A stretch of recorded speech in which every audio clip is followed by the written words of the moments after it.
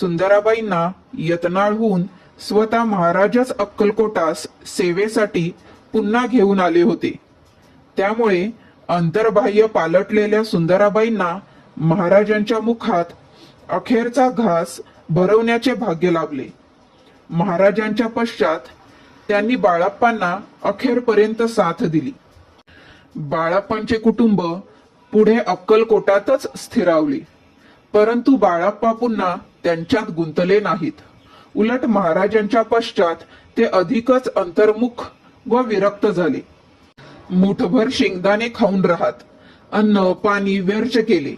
20-20 तास काम करीत चोळप्पांच्या वाड्यातूनच त्यांनी आपल्या कार्याला सुरुवात केली. वार्षिक उत्सव, अन्नदान, भक्तांना मार्गदर्शन याबरोबर परप्रांती भ्रमण सुरू केले. महाराजांची शिकवण घरोघरी पोचावी यासाठी